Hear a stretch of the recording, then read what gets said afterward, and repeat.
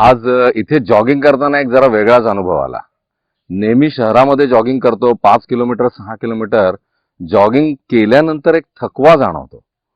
याचं कारण आहे की कदाचित तिकडचं प्रदूषण असेल किंवा ऑक्सिजनची कमतरता असेल. पण ज्यावेळेला आज इकडे आलो आणि इकडे आल्यानंतर ज्याला जॉगिंग केलं त्याला थकवा तर नाहीच, पण जेवढा ऑक्सिजन कन्झ्युम केला त्याच्यामध्ये एनर्जी लेवल प्रचंड वाढली आणि प्रसन्न वाटलं.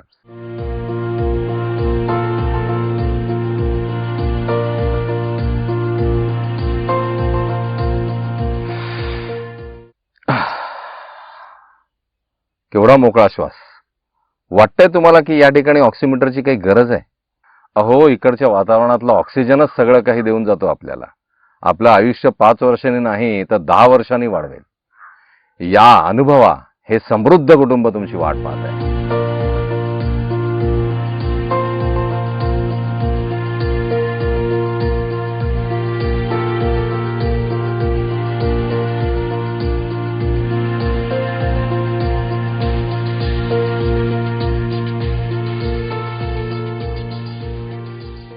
वा, नेहमीप्रमाणे आजच्या दिवसाची सुरुवात अगदी मस्तच झाली. चला मग आपल्याला आजचे कस्टमर अटेंड करायचे.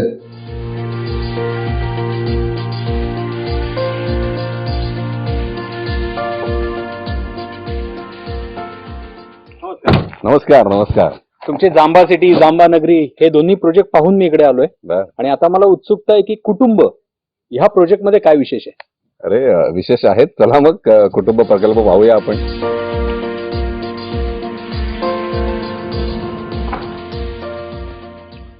हे आपल्या कुटुंब बंगल्याचे इंटेरियर. वा, इथे तर अगदी शांत आणि थंड वाटतंय. तुम्ही जर बघितलं तर हे जे स्ट्रक्चर म्हणजे 2 BHK ग्राउंड फ्लोअर स्ट्रक्चर आहे, याला 12 फुटाची हाईट आहे आणि त्याचबरोबर याला चिऱ्याच्या भिंती आहेत. चिरा म्हणजे आपण जांभा स्टोन म्हणतो, जो कोकणातली त्याची खासियत आहे. हा हिवाळ्यामध्ये उबदार आणि उन्हाळ्यामध्ये थंड राहतो, कारण हा मातीतला दगड आहे. त्याचबरोबर 12 फुटाची हाईट काय होतं की आतली हवा जी आहे ती खेळती राहते. त्याचबरोबर आपण काय घेतलेलं आहे, स्लोपिंग स्लॅब घेतलेले आहेत. स्लोपिंग स्लॅब घेण्याचं कारण असं आहे की कोकणामध्ये पाऊस खूप आहे, त्याच्यामुळे कुठल्याही प्रकारचे लिकेजेस होऊ नयेत म्हणून आपण स्लोपिंग स्लॅब घेतो. आणि हाईट ठेवण्याच्या मागचं कारण काय असतं की हवा आतमध्ये चांगली खेळती राहते. आणि जर तुम्ही हे सगळं बघितलं तर ह्या ठिकाणी आपण संपूर्ण फर्निचर सहित आपण ह्या ठिकाणी बंगल्यामध्ये आपण फर्निचर सहित सगळी गोष्टी दिलेल्या आहेत. अरे वा, अगदी कम्फर्टेबल आहे. असणारच. हे सगळं फर्निचर फक्त सॅम्पल बंगलोसाठी आहे की पोझिशनच्या वेळी याच्या सकटच मिळतं? नाही, हे जे आता तुम्ही बघताय हे निव्वळ सॅम्पल बंगलो करता नाहीये. हे आम्ही आमच्या प्रत्येक बंगल्यामध्ये ह्या सगळ्या गोष्टी इन्क्लूड केलेल्या आहेत. म्हणजे हा सोफा सेट सुद्धा सागाचा सोफा सेट आहे. इकडच्या स्थानिक लोकांकडूनच आम्ही त्या बनवून घेतो. म्हणजेच काय होतं की इकडच्या स्थानिक लोकांना एक रोजगाराची संधी मिळते. आणि जर तुम्ही बघितलं तर आमच्या किचनमध्ये आम्ही मॉड्युलर किचन सुद्धा दिलेलं आहे. याचं कारण काय आहे की आमची मॅन्युफॅक्चरिंग सेक्टरमध्ये स्पेशालिटी आहे. आम्ही आज जवळजवळ 22 वर्षापासून म्हणजे प्रॉमक्राफ्ट इंडिया प्रायव्हेट लिमिटेड ही आमची मॅन्युफॅक्चरिंग कंपनीज आहे, पॅरेंट कंपनी आहे, ज्याच्यामध्ये आमची स्पेशालिटी आहे मॉड्युलर किचनची आणि त्याचबरोबर फर्निचरचं उत्पादनाची सुद्धा. त्याच्यामुळे होतं कसं की तुम्हाला मॉड्युलर किचन, आतमध्ये असलेला वॉर्डरोब, बेड या सगळ्या गोष्टी एका उत्पादक ते ग्राहक अशी थेट सेवा मिळते. त्याच्यामुळे कुठल्याही कस्टमरला आमची सर्व्हिस अगदी एंड टू एंड पर्यंत जाते. म्हणजे तुम्हाला असं म्हणायचंय का की इथे यायचं आणि थेट राहायला सुरुवात करायची? अर्थातच, कारण ही जी सगळी काही घरं जी आम्ही केलेली आहे, करतोय, ही आम्ही रेडी टू मूव्ह इन पॅकेजमध्येच आहेत. आणि म्हटलं ना तुम्हाला, अगदी छोट्या छोट्या छोट्या गोष्टींचा आम्ही याच्यामध्ये विचार केलाय. कारण कसं होतं की तुम्ही इकडे आलात, इकडे आल्यानंतर काही वेळेला तुम्हाला गॅस कनेक्शन अवेलेबल नसतं. मग आम्ही काय केलेलं आहे तर तुम्हाला हॉट प्लेटचं पण त्याच्यामध्ये तुम्हाला इन्क्लूड केलेलं आहे. म्हणजे आल्यानंतर तुम्ही चहा करू शकता किंवा अगदी थोडंसं जेवण सुद्धा त्याच्यावरती करू शकता. आणि त्याच्याच बरोबर एक डिनर सेट, टी सेट, अगदी वॉटर बॉटल्स, एवढ्या सगळ्या गोष्टी आणि डस्टबिन पासून, झाडू पासून ह्या सगळ्या गोष्टींचा अंतर्भाव ह्याच्यामध्ये प्रोजेक्टमध्ये केलेला आहे. प्रत्येक बंगल्यात केलाय. इव्हन तुम्ही जर बघितलं तर हे जे पडदे सुद्धा तुम्हाला दिसत आहेत, हे पडदे सुद्धा आम्ही त्याच्यामध्ये सगळ्या बंगल्यांमध्ये लावलेले आहेत. त्याच्यामुळे तुम्हाला इथे काहीही करायचं नाहीये. तुम्ही फक्त तुमचे कपडे घेऊन या आणि या ठिकाणी राहायला या. इथे आल्यापासून एका गोष्टीने माझं विशेष लक्ष वेधून घेतलंय, ते म्हणजे या भिंतीत असणारे कोनाडे. हे आपल्या पूर्वीच्या घरांमध्ये दिसायचे. कोकणामध्ये आम्ही पण राहिलेलो आहोत, आमचं पण घर होतं, पण कुठल्या स्ट्रक्चरमध्ये मला असं दिसलं नाही. याच्यामध्ये एक गोष्ट थोडीशी प्रामुख्याने तुम्हाला सांगायची आहे. माझ्या अगदी लहानपणापासून मला आमची कोकणातली सगळी घरं आठवतात. कुटुंब म्हणजे या सगळ्याच गोष्टी की एक संस्कृती आली, शेजार धर्म आला, जो पूर्वीपार आपण बघितलेला आहे, पण हे कुठे ना कुठेतरी मिसिंग आहे. ज्याला आम्ही बघितलं की आपल्याला आता कुटुंब सारखं एखादा प्रकल्प करायचा आहे, त्यावेळेला त्या ठिकाणी पारंपरिक आर्किटेक्चर, मग पारंपरिक आर्किटेक्चरमध्ये काय, कोनाडे आहेत. या कोनाड्यांमध्ये तुम्हाला आतमध्ये एक लाईट सुद्धा दिलेला आहे आणि त्याचबरोबर कसं केलेलं आहे तर वरती ह्या स्ट्रक्चरच्या कौलं आहेत. म्हणजे तुम्ही आतमध्ये आल्यानंतर चिऱ्याच्या भिंती, हे कोनाडे, की आतमध्ये तुम्हाला कोकणात आल्यासारखा एक चांगला फील येतो. हा एक महत्वाचा भाग आहे. आणि त्याचबरोबर सवय कशी असते आपल्याला झालेली की शहरातल्या सगळ्या त्या अम्युनिटीजची सवय झालेली असते. मग मॉडर्न अम्युनिटीजमध्ये आपण आज बघितलं तर आज आपल्याला कमोड सिस्टम सुद्धा लागते, की आम्ही काय विचार केला की क्वालिटीमध्ये कुठल्याही प्रकारे कॉम्प्रोमाइज नाही करायचा. पारंपरिक स्ट्रक्चर तर आहेतच, पण आज जे हे सगळं फ्लोरिंग बघताय किंवा बाकीच्या इव्हन आतलं प्लंबिंग असेल, तर ह्या सगळ्या गोष्टी जॉन्सनकडनं आम्ही मागवून घेतो. म्हणजे इथे कुठल्याही प्रकारे म्हणतात ना दर्जेदार गोष्टी तुमच्यापर्यंत पोहोचवणं हाच आमचा मेन मानस आहे. आता इतकं सगळं बघून आणि ऐकून मला इतर बंगला बघण्याची खूप उत्सुकता निर्माण झाली आहे. अगदी नक्की, चला तर मग.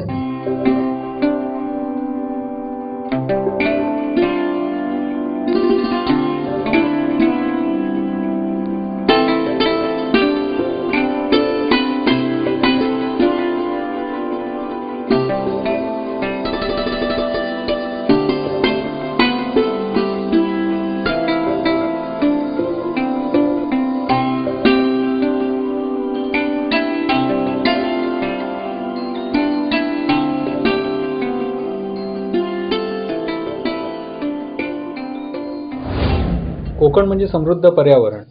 तर हा प्रोजेक्ट उभारताना या पर्यावरणाला धक्का न लावता तुम्ही कुठल्या विशिष्ट गोष्टींची काळजी घेतली? जर तुम्ही बघितलं तर हे जी काही स्ट्रक्चर्स आहेत ही संपूर्ण स्ट्रक्चर भूकंपरोधक आहेत. मग भूकंपरोधक आपण त्याला का म्हणतो तर त्याला विशिष्ट प्रकारची टेक्निकॅलिटी लागते. म्हणजे M200 ग्रेड कॉन्क्रीट. मग M200 ग्रेड कॉन्क्रीट म्हणजेच काय तर असलेलं मिक्सचर म्हणजे सिमेंट, वाळू, खडी यांच्या मिश्रणातनं जे तयार होतं त्याला आपण M200 ग्रेड कॉन्क्रीट म्हणतो आणि त्या कॉन्क्रीटच्या अनुसार आपण ही स्ट्रक्चर सगळी बांधतो. त्याच्यामुळे इथली कुठलीही स्ट्रक्चर जर तुम्ही बघितली किंवा आमच्या प्रकल्पातली ही संपूर्ण भूकंपरोधक स्ट्रक्चर आहेत. आता तुम्ही मला प्रश्न विचारला की कोकण हा पर्यावरण समृद्ध आहेच. आता पर्यावरण समृद्ध म्हणजे काय तर तिकडच्या असलेल्या निसर्गाला कुठल्याही प्रकारे धोका नाही पोहोचता कामा. आम्ही कुटुंबामध्ये 4 अशी मोठी गार्डन्सच डेव्हलप करतोय की ज्या ठिकाणी मॅक्झिमम आपली जी लोकल स्पेसीज आहेत म्हणजे कोकणातली असलेली स्पेसीज किंवा फुलझाडं याचा जास्तीत जास्त वापर केलाय. आणि हे करत असताना आम्ही काय केलेलं आहे की या ठिकाणी एक लँडस्केप आर्किटेक्टच नेमलेले आहेत आणि त्या लँडस्केप आर्किटेक्टच्या दृष्टिकोनातनं आम्ही त्या झाडांचं रोपण करतोय. तुम्ही जर आमचे पूर्वीचे प्रकल्प बघितले जिथे आम्ही हा पूर्णपणे म्हणजे मॅक्झिमम फोकस आमचा झाडावरती आहे. आणि एवढंच नाहीये तर त्याबरोबर त्या अनुषंगाने आपल्याला ह्या प्रकल्पाला लागणारं पाणी किंवा या प्रकल्पाला लागणारं आणखीन काही इन्फ्रास्ट्रक्चर ज्याच्यामध्ये सगळ्यात महत्त्वाची गोष्ट असते की ती पाणी. कारण आज बघितलं तर पाणी हे जीवन आहे.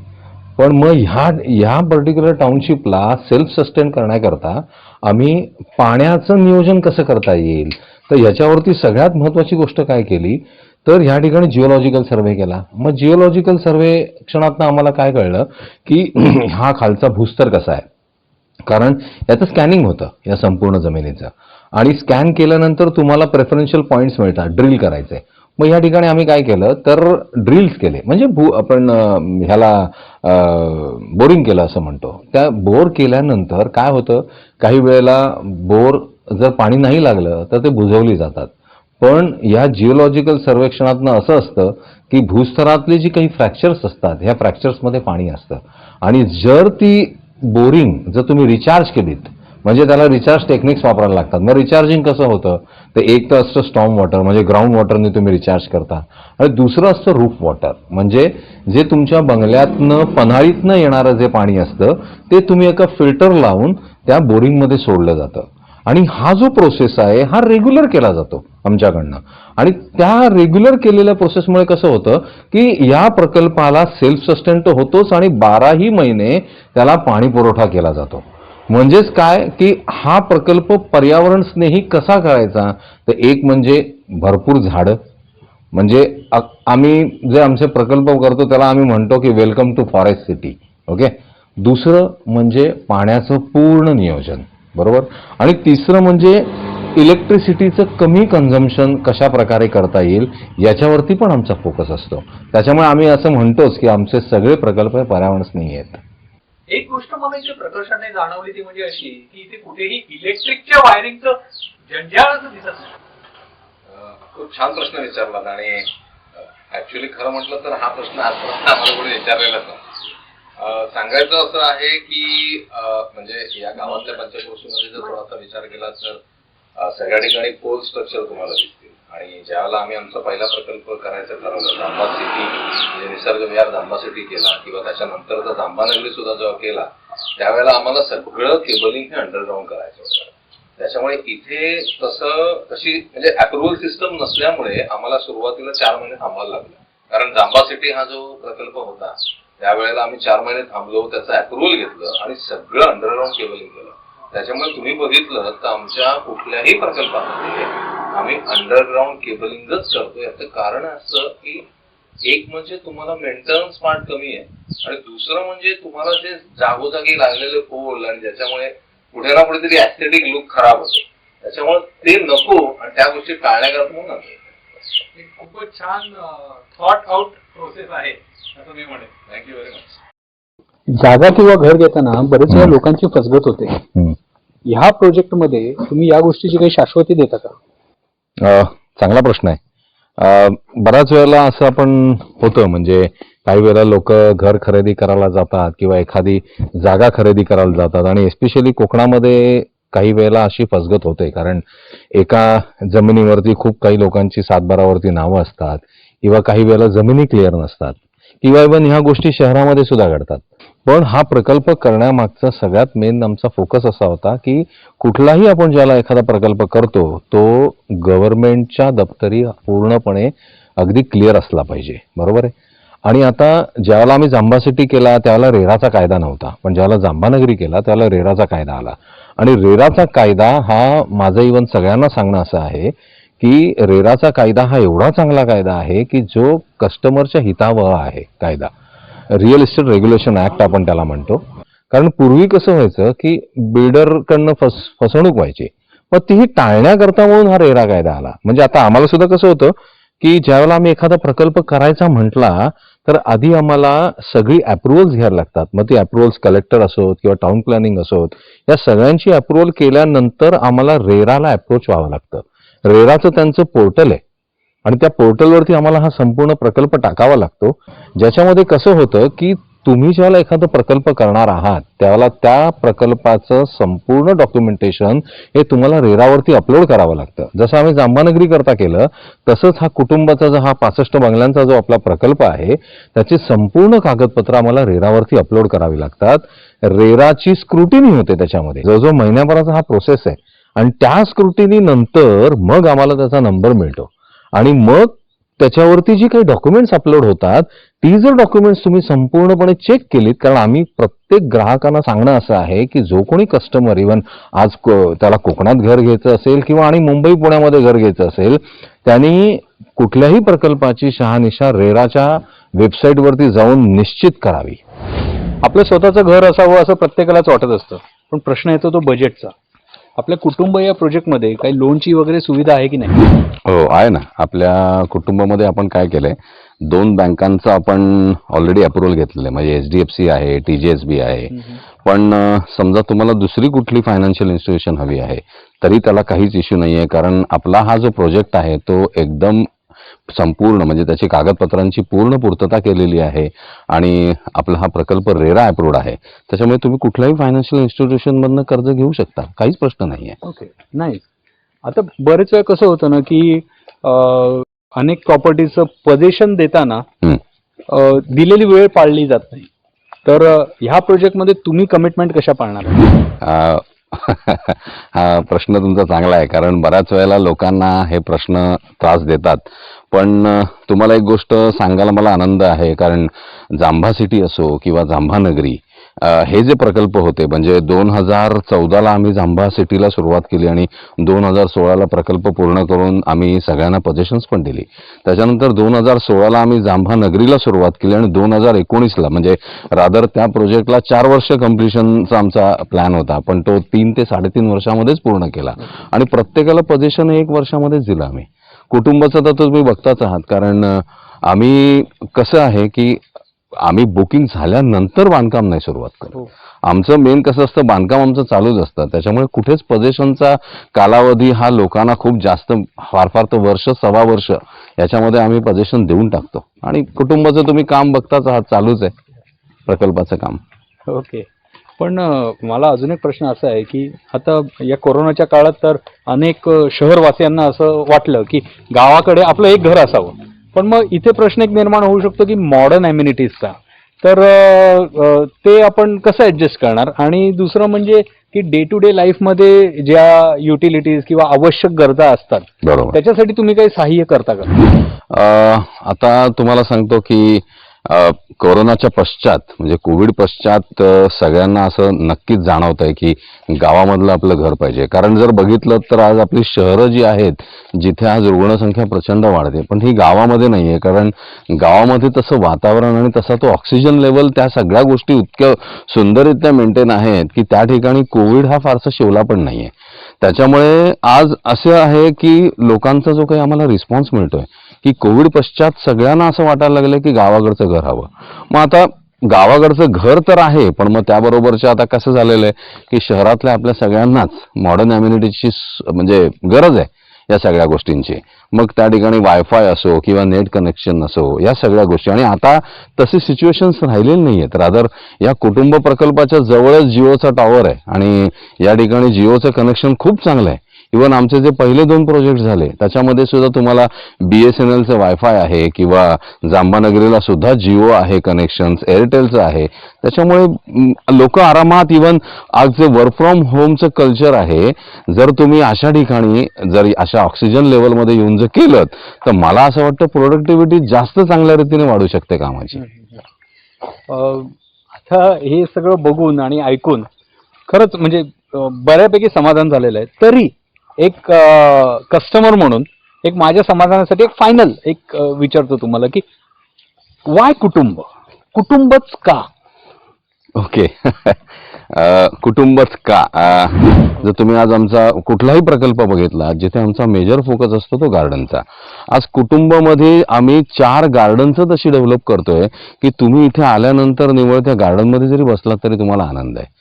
त्याचबरोबर ज्या आमच्या इंटरनल अम्युनिटीज आहेत, म्हणजे हेल्थ केअर आहे, ओपन जिम आहे, जेणेकरून काय होणार आहे की हेल्थ केअर जर तुम्हाला ती सुविधा असेल, मुळात गाव हे डेव्हलप्ड आहे चांगलं, गावामध्ये सगळ्याच सुविधा आहेत, डॉक्टर्स पण आहेत, तरी पण जी काही इनिशियल तुम्हाला जी काही सुविधा लागते ती या ठिकाणी आपण हेल्थ केअर करतोय. ओपन जिम असणार आहे.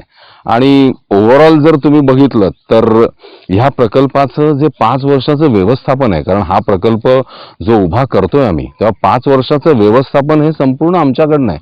म्हणजे कस्टमरला आल्यानंतर, म्हणजे रादर आम्ही कस्टमर म्हणतच नाही, आमचे फॅमिली मेंबर्सच म्हणतो, त्यांना आल्यानंतर फक्त या ठिकाणी त्यांचं जे काही इलेक्ट्रिसिटीचं बिल असेल किंवा फार फार तर गव्हर्नमेंट टॅक्सेशन एवढंच पे करायचं आहे. पण 5 वर्षाचं व्यवस्थापन ज्याच्यामध्ये त्यांचं बंगलो क्लिनिंग असेल, त्याच्यानंतर गार्डन मेंटेनन्स असेल, ह्या सगळ्या गोष्टी ही आमची कंपनी कॅरी ओव्हर करणार. I am convinced. मग आता एक शेवटचा प्रश्न. एवढा सुंदर प्रकल्प, एवढी सुंदर संकल्पना, ह्या मागचा जो थॉट आहे, जो ब्रेन आहे आणि जी टीम आहे, त्याच्याबद्दल थोडंसं ऐकायला आवडेल. आता जसं मी तुम्हाला म्हटलं की जे व्यवस्थापन आहे, हे व्यवस्थापन ज्या वेळेला आम्ही आमच्या ताब्यामध्ये घेतो त्यावेळेला इकडच्या स्थानिक लोकांना आम्ही हॉस्पिटॅलिटी करता डेव्हलप करतो, त्यांना त्या पद्धतीचं ट्रेनिंग वगैरे देतो. त्याच्यामुळे काय होतं की इकडच्या स्थानिकांना तो रोजगार तर मिळतोच, आणि त्याचबरोबर कसं होतं की गाव सुद्धा विकसित होतं. आणि आपल्याला सगळ्यांनाच माहिती आहे की इवन प्रत्येक म्हणतात गांधी सुद्धा म्हणून गेलेले आहेत की जर गाव सुधारलं तर देश सुधारेल. आणि त्याच संकल्पनेतनं हे आम्ही सगळे थॉट निर्माण केले. आणि हे थॉट निर्माण करत असताना आता आमचे 2 प्रकल्प तर पूर्णच झाले. 3रा प्रकल्प तुमच्या समोरच आहे, कुटुंब. मग ते कुटुंबामध्ये थोडंसं आमचं एक वेगळी थीम होती. आणि ह्याचं कारण की ती जी पूर्वापार संस्कृती जी आपली चालून आलेली आहे ती कुठे ना कुठेतरी आता लोक थोडीशी न्यूक्लिअर फॅमिलीत गेलेत. म्हणून आम्ही कुटुंब करतानाच असं म्हटलं की माणसांना विभागणाऱ्या कुंपणाच्या भिंती या ठिकाणी नाही आहेत. आणि तुम्ही जर बघितलं तर या ठिकाणी आम्ही कुठलेही कंपाऊंड वॉल नाही आहे.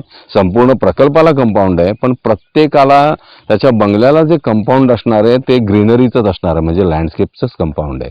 त्याच्यामुळे हे जे काही थॉट आहेत. आणि दुसरी अजून एक महत्वाची संकल्पना अशी आहे की ज्या गावामध्ये आपण काम करतोय, ओके, त्या गावाला म्हणजे त्या समाजाचं काहीतरी आपण देणं लागतो. निव्वळ पैसा कमवणं हा उद्देश कधीच नव्हता. ओके मिस्टर जोशी, तुम्ही जी काही माहिती दिली आहे ती ऐकून मी पूर्णपणे कन्व्हिन्स्ड आहे. हे प्रोजेक्ट आणि हे लोकेशन दोन्ही मला खूप आवडलेलं आहे. आणि आता मला असं वाटतं की माझं कुटुंब देखील या कुटुंबाचा एक भाग व्हावा. माझा कॉन्टॅक्ट नंबर तुमच्या सेल्स टीमकडे आहे, सो तुमच्या सेल्स टीमला सांगा बुकिंगसाठी मला कॉन्टॅक्ट करायला. धन्यवाद. अवश्य अवश्य. धन्यवाद मिस्टर राजे. श्री जोशी बरोबर बोलतात. आपल्या आयुष्याचं ॲप्रिसिएशन कायम पैशातच का असायला हवं? आपल्या कुटुंबाचं मानसिक आणि शारीरिक स्वास्थ्य देखील तितकंच महत्वाचं आहे, ज्यामुळे आपण आपल्या कुटुंबासोबत एक सुदृढ, निरोगी आणि आनंदी आयुष्य जगू शकतो. आपल्या माणसांसाठी आपलं कुटुंब. आमच्या कुटुंबाचे हे सगळे सहकारी